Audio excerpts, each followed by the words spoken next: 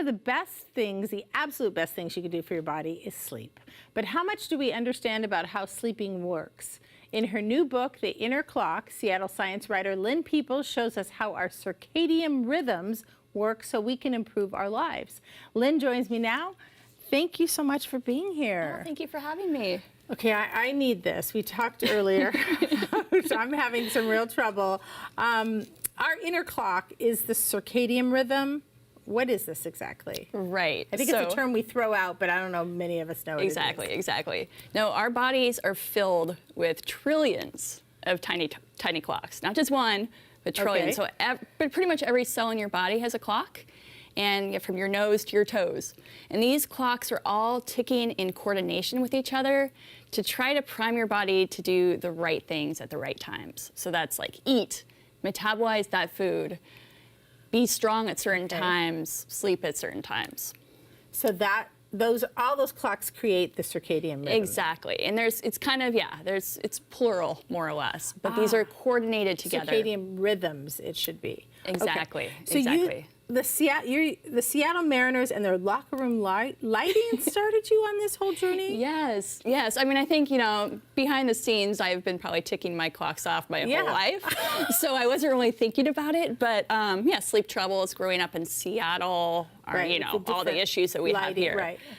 But yeah, I had moved back to Seattle and got an invitation. I was, a journalist, got an invitation to check out some new LED lights that they'd put up in Safeco Field when it was still Safeco. And I took the opportunity. I'm a lifelong Mariners fan, right? And so cool stadium lighting, right? But then they took us into the locker room. And they had just installed this strange new lighting system that brightened and turned stronger with the blue wavelengths before games. Oh. And they explained how this is to help the players energize for the games. So almost to wake up? Yeah, almost to wake up. Right, and just because there's direct effects of that light in addition to helping our circadian rhythms, which we can talk more about. And then after the games, they would dim the lights and make it more of a warm, orange hue to calm them down so they could sleep and then get up the next day to play again, right? So, and this was also, as they told us, to help their circadian rhythm. So that kind of got you started? Yeah, it was fascinating. I'm like, what's this about? And could it help explain what's going on with my life and all my troubles? Like, could I implement some of this? Okay, so let's go back to the circadian rhythms. Is the circadian rhythm and sleep the same thing? No, yes and no. So circadian rhythm, again, is driving so many processes in our body, one of which is sleep. Okay. And sleep is also impacted by another system. We're not going to get into that now, but circadian rhythm, definitely a huge component, driver of sleep. So how much sleep then should we be getting? And then you say we should find our chronotype? Right. Okay, explain. So you've heard early birds, night owls, right? Those are chronotypes, but there's like a full spectrum, right? We're not all in just two categories. Could I be an early bird and also a night owl? Well, perhaps at different times in your life, yes. Because these also change throughout your life. Okay, so tell me more about that. Yeah, so when you're young, like little kids get up early, right? Right. Much to the chagrin of their parents often. And then during adolescence, your rhythms actually drift later. So those teenagers who are notoriously, wanting to stay up late and sleep in late, that's at least largely biological. Okay, so that's normal for a teenager then, because I've heard that, to stay up late, no matter how hard I tried to get my kids to go to bed, there's still the staying up late. Right. Okay, so that's a chronotype. Yeah, well, exactly. For that time. It's a chronotype, yep. And then, how does it change then as we get older? Right, so then you kind of level out in your middle-age years. Okay. And then as we get older, our chronotype, well, probably most importantly, our circadian rhythm just weakens. We don't have as strong of a day-night cycle, which is when it is especially important, as I talk about in my book, to kind of infuse those cues that tell the body day and night towards the later years. I mean, it's important the whole way through. Okay, so how do we infuse those then? Right, so when we say circadian, that circa means around or about. Okay. So that's telling us, so these clocks in our body don't run precisely at 24 hours a day. So we need to calibrate them with cues from the environment, from the earthly 24-hour day. That's particularly light and dark. So then I'm basically cheating my circadian clock or rhythm, right?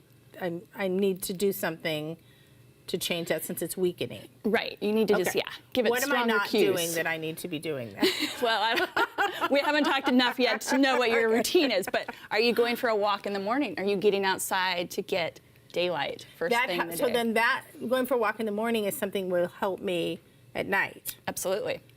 And light throughout the day. I mean, morning particularly helpful. As many photons you can get throughout the day, the better. And then that also helps you protect you from the light at night that can mess up your rhythms. But at night, dim the lights. You know, it's not necessary to blast, especially these overhead lights. What about the idea that, and you mentioned this growing up here, living in gloom for months? Yeah. What does that do, and then how do I counterbalance that? Right.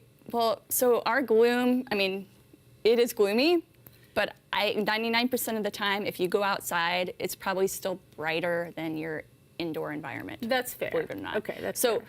It's particularly important in those winter months for us to get outside more and soak up as many photons as we can get.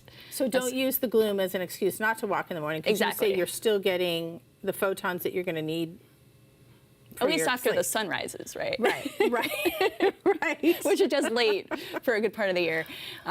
So that helps. Okay. And then, you know, I've talked to some scientists local who actually try to artificially extend the day with, you know, sun lamps in the morning, like trying to blast, you know, that And bright do they work, do you think? blue-rich light. Okay. Evidence suggests they do. They help us sad. They help us with our rhythms. I want to ask you again, you had mentioned the teenagers and going to bed late. So then do we just let them embrace that?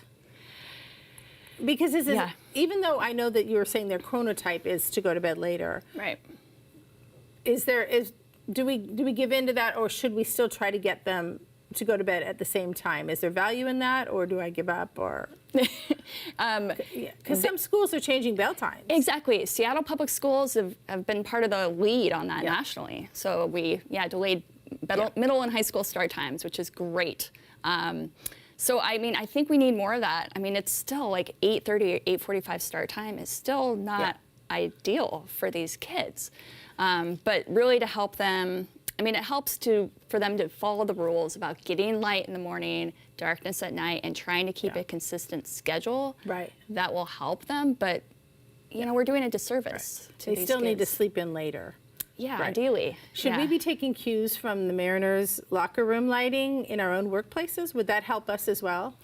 I did Can you see say it louder? Yeah. Yeah, like what's up with these lights? Actually, these are pretty bright. You're getting some good light But here. workplaces could also, it would be helpful? And I visited some that have been implementing this. Yeah, absolutely. Some in Seattle, and schools are doing this. Some Renton schools had installed some of these circadian lightings. And it's helped? I mean, their studies sure haven't yet? really Okay. been done yet. But in Europe, they actually have done some studies, and yeah, it's helping the students. I'm going to put that on blast for our next all employee meeting. So Great. we talked about this a little bit earlier. I came from the generation which was you can sleep when you're dead, and saw that sleep was a sign. Needing sleep was a sign of weakness, which is not good. No. What have we done? We're changing that, yes? We are changing that. I mean, I'm grateful to see. I mean, sleep has been kind of pumped up in the last, I don't know how many years, but people are realizing how important it is for, just your functioning day to day, your productivity, and then your health and your long-term health. It's huge. Matt Walker, Why We Sleep, that book really, brings that home. But now circadian rhythms, that piece I'm is fascinated by that. I had no idea there were so many of them in my body. And as you say, I think we are. I've noticed in the last 10 to 15 years, we're now saying it's okay to need sleep, and you should need sleep, and I guess prioritizing sleep, which is what I'm learning from you. And those pesky circadians. Thank you.